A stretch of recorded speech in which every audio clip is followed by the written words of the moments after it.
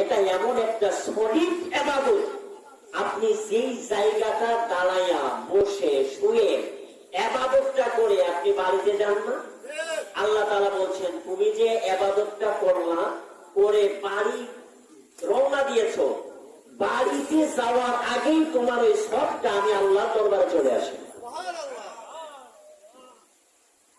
আল্লাহ তাআলা কোরআনে জানায়া দিলেন ওয়া আকিমুস সালাতা ওয়া আতুজ যাকাতা ওয়া মা তুকদ্দিমু লিআনফুসিকুম মিন খায়রিন তাজিদুহু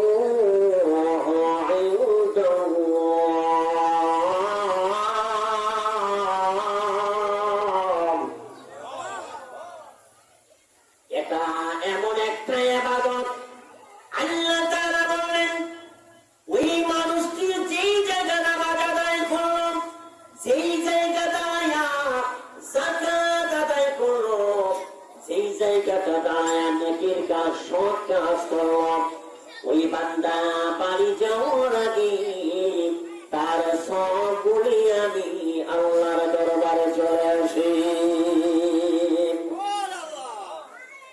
তবে ভাইরা আমার, বন্ধুরা আমার, এই নামাজটা খেলনা জিনিস নয়। আল্লাহ তাআলা ফরজ করে দিয়েছেন, আল্লাহ তাআলা এমন জোরদার করেছেন, আমার আল্লাহ তাআলা ছাড় দেন নাই। অথচ এই নামাজ বর্তমান আমাদের সমাজ থেকে বর্তমান উঠে যাওয়ার উপক্রম হয়ে গেছে।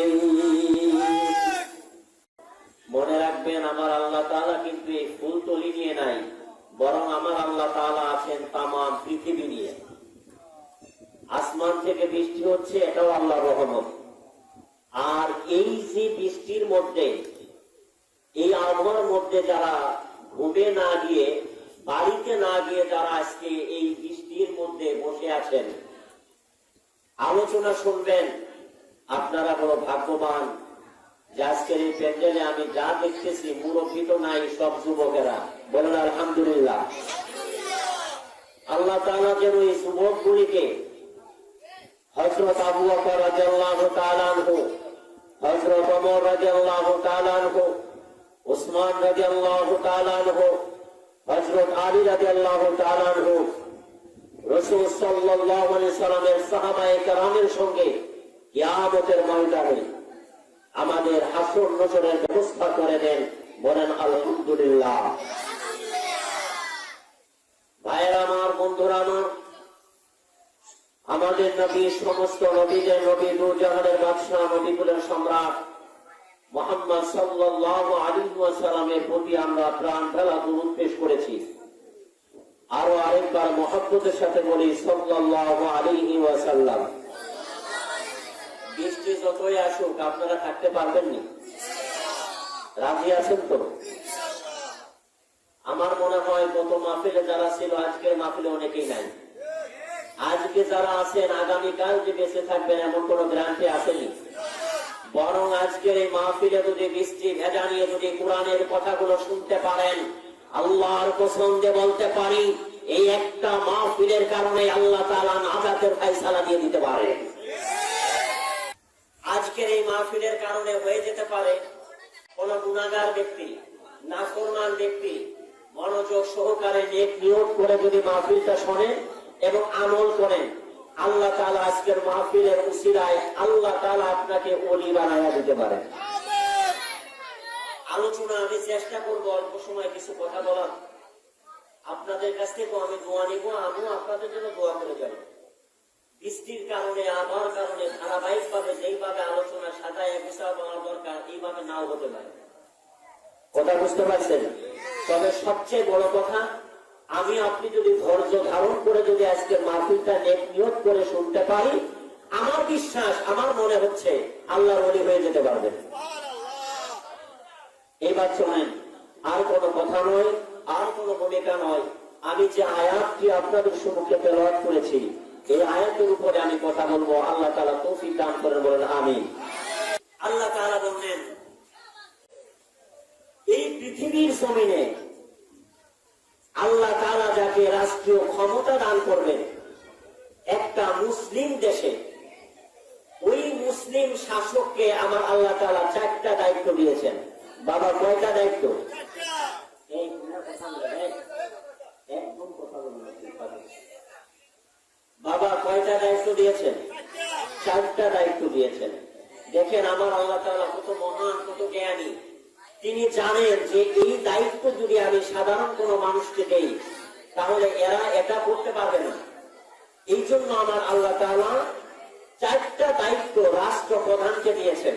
যেরকম এই বাংলাদেশে এখন প্রেসিডেন্ট হলো ডক্টর ইউনূস, তার দায়িত্ব, এই দায়িত্ব হলো 4টা কি? একটা হলো মুসলিম শাসক যে হবে, যে প্রেসিডেন্ট হবে, তার 4টা দায়িত্ব। 1 নাম্বার দায়িত্ব হলো সে প্রেসিডেন্ট হওয়ার পরে জাতীয় সংসদে নামাজ কায়েম করবে। 1 নাম্বার কি কায়েম করবে? নামাজ কায়েম করবে, প্রতিষ্ঠা করবে। 2 নাম্বার সে যাকাত আদায় করবে। 3 নাম্বার সৎ কাজ প্রতিষ্ঠা করবে। 4 নাম্বার একটা দেশের যত অসৎ কাজ আছে সব কাজগুলি সে একটা একটা করে উঠিয়ে দিবে। আরেকটু জোরে বলেন না সুবহানাল্লাহ। এই 4টা দায়িত্ব যদি একটা সরকার, একটা গভর্নমেন্ট যদি জাতীয় সংসদে পাস করে, আল্লাহর পছন্দে বলা যায় প্রত্যেকটা পরিবার থেকে পার্লামেন্ট পর্যন্ত একটা জান্নাতের টুকরায় পরিণত হয়ে যাবে। এই পৃথিবীর জমিনে আমার আল্লাহ তাআলা যতগুলি বিধান, যতগুলি হুকুম আল্লাহ তাআলা মানুষের উপরে দিয়েছেন, পবিত্র কুরআনুল কারীমে যতগুলি আয়াত আল্লাহ তাআলা দিয়েছেন সব ওয়াজ বানিয়ে দিয়েছেন। 500 আয়াতকে আমার আল্লাহ তাআলা ফরজ করে দিয়েছেন, আইন বানায় দিয়েছেন। এই 500 আয়াতের মধ্যে, 500 বিধান হুকুমের মধ্যে 1 নাম্বার হুকুমই হলো, যতগুলো সুন্দর নাম্বার 1 হুকুম, নামাজ প্রতিষ্ঠা করা। আল্লাহু আকবার বলেন। বাবা কি প্রতিষ্ঠা করা? নামাজ প্রতিষ্ঠা করা। এই পৃথিবীর জমিনে একটাই এমন একটি আমল, এমন একটি হুকুম, আপনি যদি দাঁড়িয়ে পড়তে না পারেন আপনাকে বসে পড়তে হবে। আপনি যদি বসে পড়তে না পারেন আপনাকে শুয়ে পড়তে হবে। চেঞ্জ আছে, ইশারায় পড়তে হবে। এমন একটা জায়গা আপনি গিয়েছেন যেখানে ওযু করার ব্যবস্থা নাই, তায়াম্মুম করার ব্যবস্থা নাই, আপনার শরীর যদি নাপাক থাকে ওই নাপাক অবস্থায়ও এই নামাজ আদায় করতে হবে, আল্লাহ তাআলা ছাড় দেন না। এমন একটা জায়গা আপনি আছেন, সফর ঢাকা এটা ফরজ, অথচ আপনার শরীরে কাপড় নাই, কোনো না কোনো পরিস্থিতির মধ্যে আপনি পড়ে গেছেন।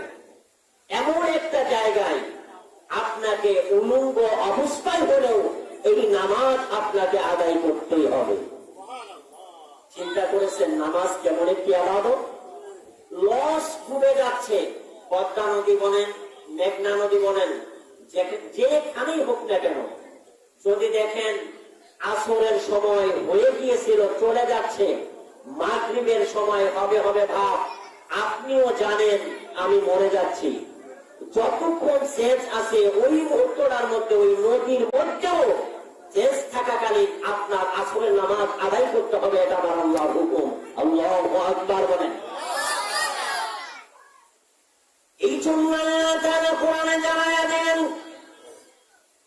আল্লাযীনা ইয়াযকুরুনা আল্লাহা কিয়ামান ওয়া qu'udan ওয়া আলা জুনুবিহিম ওয়া ইয়াতাফাক্কারুনা ফী খালকিস সামাওয়াতি ওয়াল আরদ রব্বানা মা খালাকতা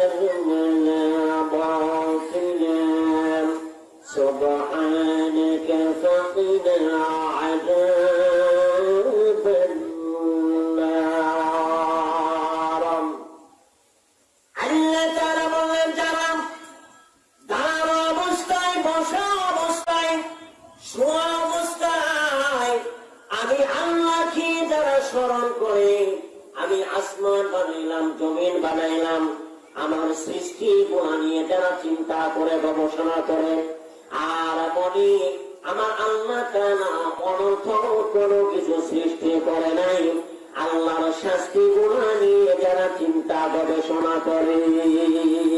আল্লাহু আকবার বলেন।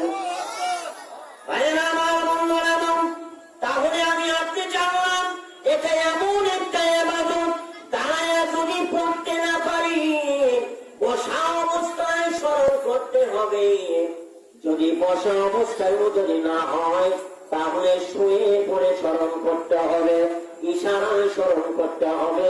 যেই মানুষগুলা এই ইবাদতের সঙ্গে থাকবে ওই মানুষগুলা এই দুনিয়ার জমিনে সফল হয়ে যাবে,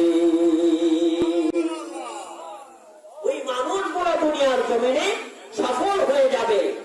ভাইরা আমার, বন্ধুরা আমার, অতএব আমি যতক্ষণ কথা বলি একটু নামাজের উপরে কথা বলবো, খেয়াল করেন বাবা আমার।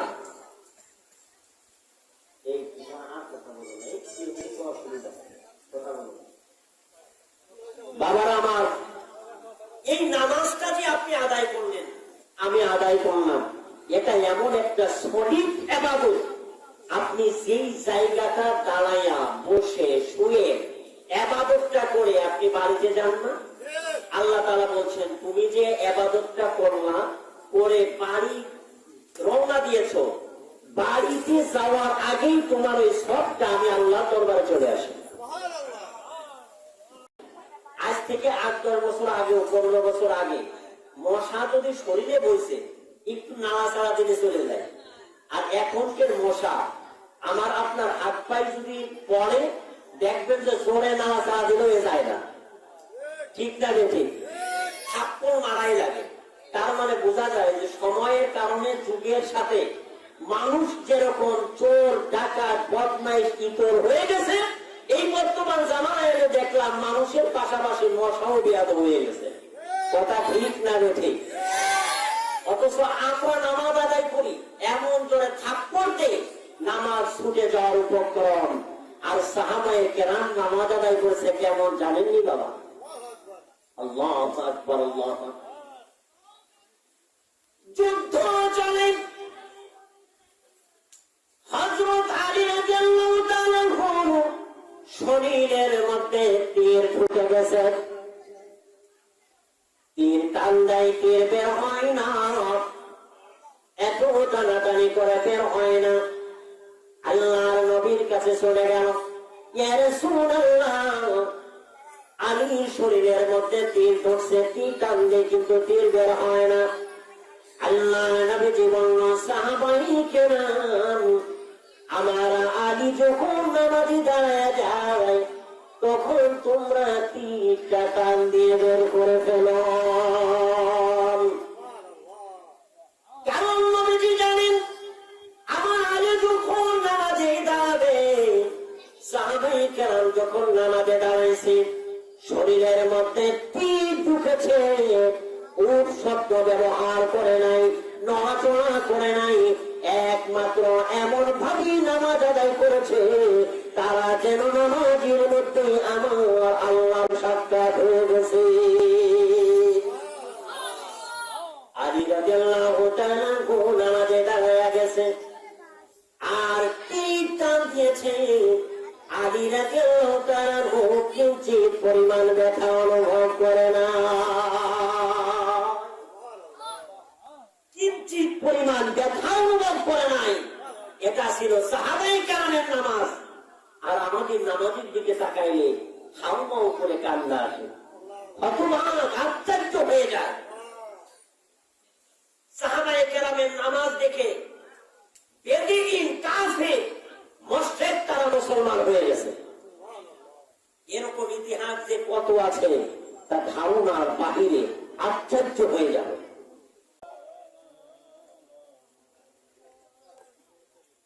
মদিনা মদিনা মনের কি গুনগুনায়,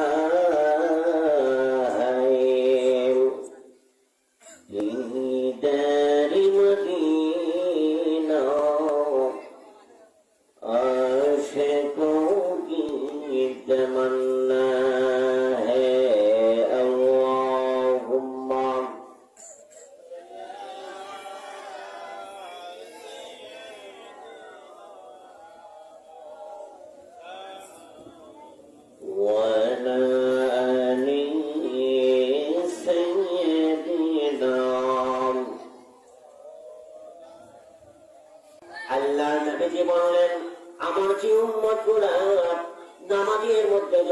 খুশু আর খুজু থাকে, খুশু এবং খুজুর সঙ্গে যেই নামাজ আদায় করে সালাম ফেরাইতে দেরি হয়, আমার আল্লাহ দরবারে কবুল হতে দেরি হয় না। কারণ এই খুশু এবং খুজু যখন থাকবে ওই নামাজটা হবে কেমন, ওই নামাজে যখন আমি দাঁড়াবো তখন মনে হয় আমি যেন আমার আল্লাহকে দেখি। أن تعبد الله كأنك تراه فإن لم تكن تراه فإنه يراك। আল্লাহ নবীজি বলেন, তুমি যখন নামাজে দাঁড়াবা তুমি মনে করবা আন তা'বুদাল্লাহ, আমি যেন আল্লাহকে দেখি। আর মনে করবে যদি তুমি আল্লাহকে না দেখো তাহলে মনে করবে ওই আল্লাহ তো আমাকে দেখে। নামাজটা যদি খুশু এবং খুজুর সঙ্গে হয় তাহলে সালাম ফিরাইতে দেরি হয়, আল্লাহ দরবারে কবুল হতে দেরি হয় না। আল্লাহু আকবার বলেন। কিন্তু এখন বর্তমান যদি আমি আপনি তাকাই, খুশু আর খুজুর সঙ্গে নামাজ নাই। এক প্রকার মুসল্লি আছে খুশু আর খুজু করবে কেরকম, মসজিদে ঢুকবে একেবারে নামাজের টাইমের 1 মিনিট বা কয়েক সেকেন্ড আগে, এমন আছে না নাই? এরপরে ফরজটা পড়েই পড়ে যায়, সুন্নত পড়ে না, এমন মুসল্লি আছে না নাই? এমন কিছু মুসল্লি আছে ইমাম সাহেব যদি লম্বা কোনো সূরা পড়ে তাহলে পরে অবজেকশন দেয়, যে আপনি এত লম্বা সূরা পড়েন কেন, একটু খাটো সূরা পড়বেন, ছোট সূরা পড়বেন, আমাদের কাজ করবো আছে, ব্যবসা বাণিজ্য আছে। এরকম অনেক ব্যক্তি থাকতে পারে। অনেক মুসল্লি আছে দোকানে ঘন্টার পরে ঘন্টা সময় দেবে, খেলা দেখবে, মশার কামড় খাবে, কোনো অসুবিধা নাই। মসজিদে গিয়ে হুজুরের বয়ান যদি 2-1 মিনিট 5 মিনিট বেশি হয়ে যায়, মুসল্লি একবার ঘড়ির দিকে তাকায়, একবার ইমাম সাহেবের দিকে তাকায়, একবার ইমামের দিকে তাকায়, আর একবার আপনার ঘড়ির দিকে তাকায়। এরকম মুসল্লি আছে না নাই? এ বাবা আপনি বলেন এর নামাজ কি খুশু এবং খুজুর সঙ্গে হবে?